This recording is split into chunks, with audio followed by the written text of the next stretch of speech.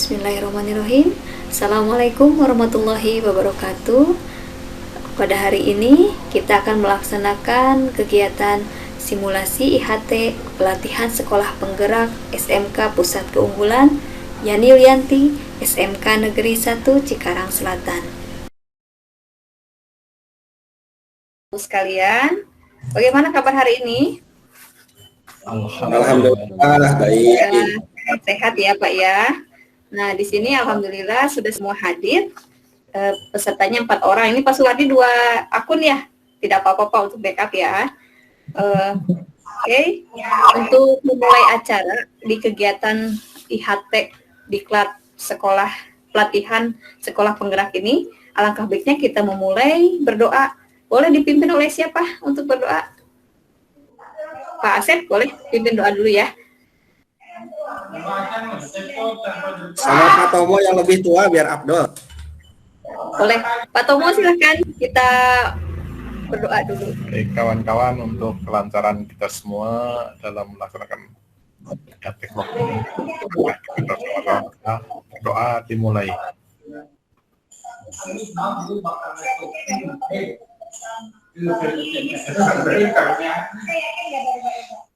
Berdoa sudah. Baik teman-teman semua, hari ini kegiatannya adalah simulasi IHT ya, di mana hari ini saya akan sedikit mengajarkan tentang materi, bukan mengajarkan, mungkin sharing ya dengan materi profil pelajar Pancasila. Boleh saya sharekan ya?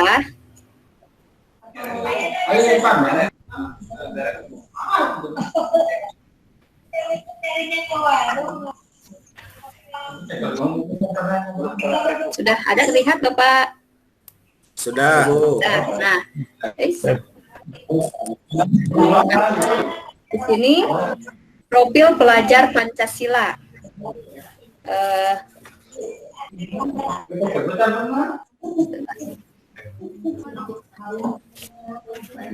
Tujuan dari pembelajaran hari ini diharapkan peserta memahami materi profil pelajar Pancasila. Kedua, peserta menganalisis profil pelajar Pancasila. Apa sih yang diharapkan atau output dari diklat ini? Yaitu peserta menjelaskan tentang profil pelajar Pancasila dan peserta bisa atau mampu mengimplementasi penerapan profil pelajar Pancasila di satuan pendidikan. Nah, jadi Bapak Ibu nanti diharapkan setelah pembelajaran ini selesai bisa menerapkannya di sekolah masing-masing. Nah, untuk kegiatan hari ini kita sepakati ya Bapak Ibu, ada nanti saya akan membagi beberapa kelompok, dan dari 4 orang ini berarti saya akan bagi 2 kelompok, nanti kita berdiskusi dan bukan untuk aktif dan peran partisipasi dari Bapak Ibu ya. Nah, sebelumnya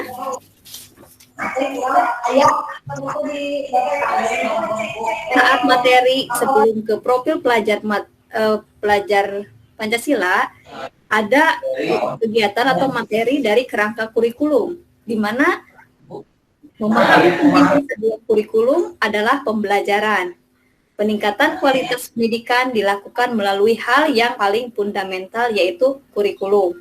Ini adalah materi sebelumnya yang pernah kita bahas bersama ya. Nah, kurikulum bersifat dinamis sehingga harus selalu dikembangkan seiring dengan kebutuhan perkembangan zaman.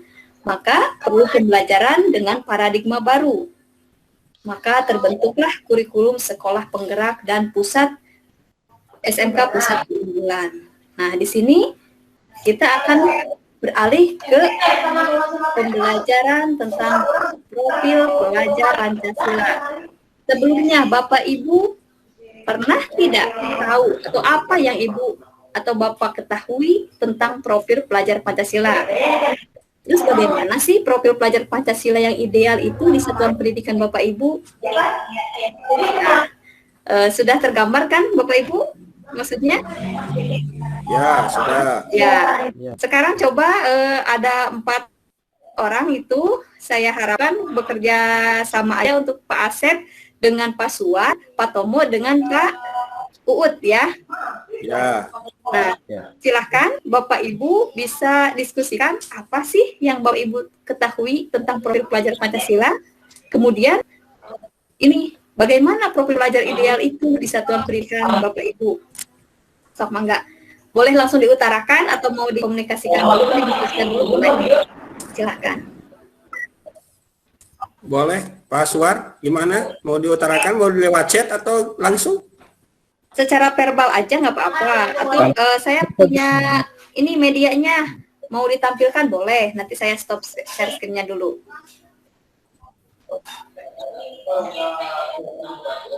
Kalau menurut saya, Bu ya, tentang profil Pancasila, apa yang Bapak Ibu ketahui tentang profil pelajar Pancasila, diantaranya si anak itu bebas untuk belajar, Bu. Jadi inti dari bebas pembelajaran itu diantaranya bebas berinovasi tanpa ada intimidasi ataupun tanpa dikekang oleh siapapun. Tuh, menurut saya, Bu. Iya. Terus untuk kelompok lain atau Pak Suar mau menambahkan dari Pak Asep? Iya, Bu. Gimana? Ini menurut Pak Asep tadi, menurut saya sih bukan profil pelajar Pancasila, tapi istilahnya apa? Prinsip belajar yang memerdekakan gitu, Bu. Oh, iya. Nah, Ya, menurut ya, betul. Bapak sendiri apa, Pak? Kalau profil pelajar Pancasila itu, kalau menurut saya itu kan ada istilahnya harus ada kriteria yang disebut pelajar Pancasila itu, yang saya ada 6 kriteria itu, Bu ya. Apa aja, Atau Pak? misalnya yang beriman dan bertakwa dan berakhlak mulia gitu ya. Terus ada berkebinekaan, beragam kebinekaan gitu ya. Betul. Berkebinekaan global ya, maksudnya ya itu ya. Berpikir kreatif diantaranya. Jadi gotong royong, kreatif, yaitu itu antaranya. Ya itu ya. Berpikir kritis tuh, kritis apa tuh? Berpikir kritis. Berpikir kritis, betul. Nah, itu untuk tanggapan dari kelompok 2 ya, kelompok Patomo ya. Pak Asep atau Pak Tomo mungkin ada yang mau di-share screen kan untuk yang mau diperjelas biar yang lainnya bisa mengetahui apa aja sih yang 6 dimensi yang tadi Bapak sebutkan itu. Udah? Coba. Boleh? Kalau ada saya stop screen dulu ya. Enggak.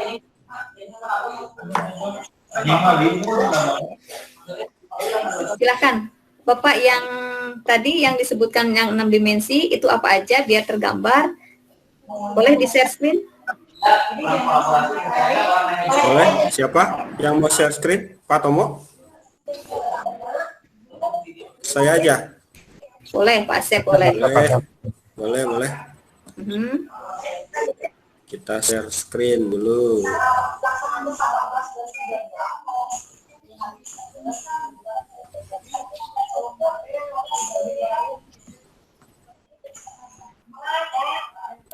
Yang ini ya, Bu?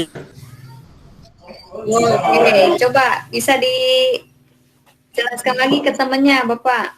Mungkin. Nah, itu kan udah ada tuh ya, gambarnya kurang ya. Mungkin ini diantaranya profil Pancasila itu diantaranya yang pertama seperti Pak Suar katakan, beriman, bertakwa kepada Tuhan Yang Maha Esa.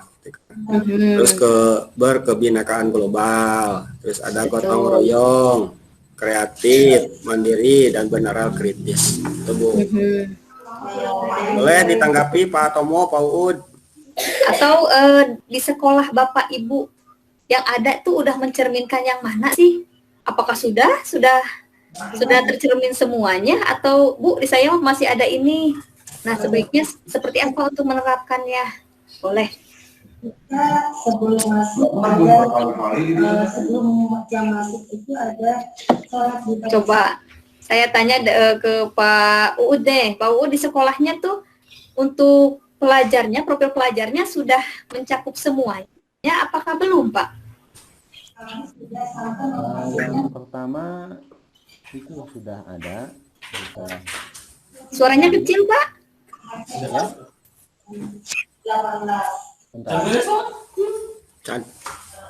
Mungkin yang nomor 1 itu yang beriman kepada Tuhan Yang Maha Esa itu udah jelas ya Pak ya, dengan adanya kegiatan keagamaan seperti itu sudah ada di sekolah Bapak Ibu?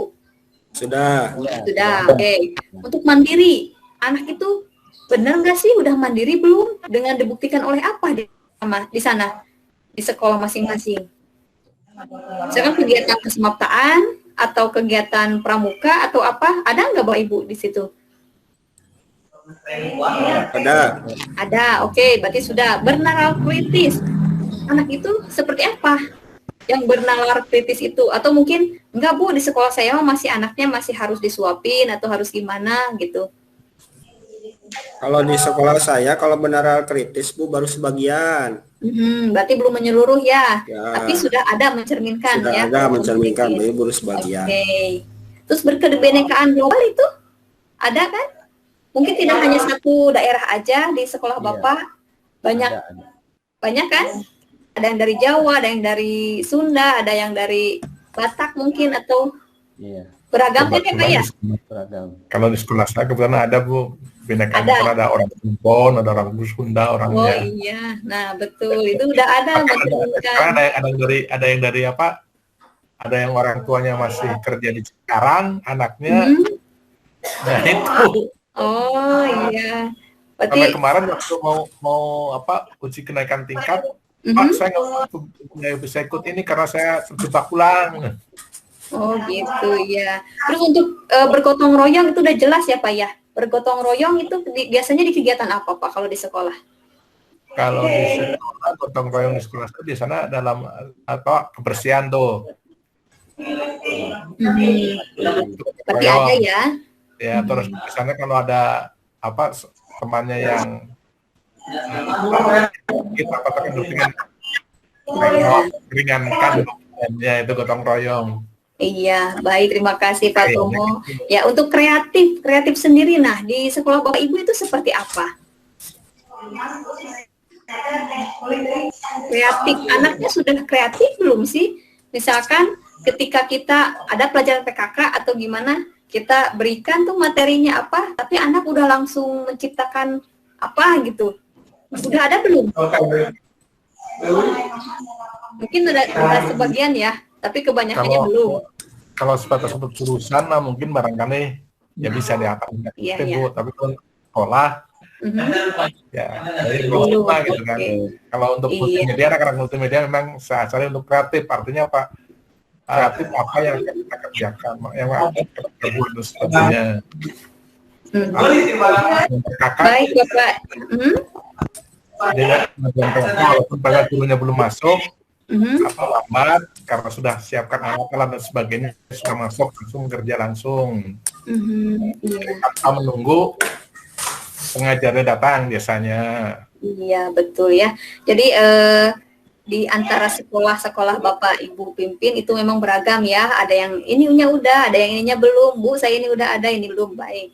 Nah, tapi bagus sekali ini untuk penampilan kelompok Pak Asep. Terima kasih dan penjelasan dari Pak Tomo. Boleh saya simpulkan ya untuk ada yang ditanyakan untuk tanggapi tadi? Cukup ya? Cukup. Oke. Nah, baik.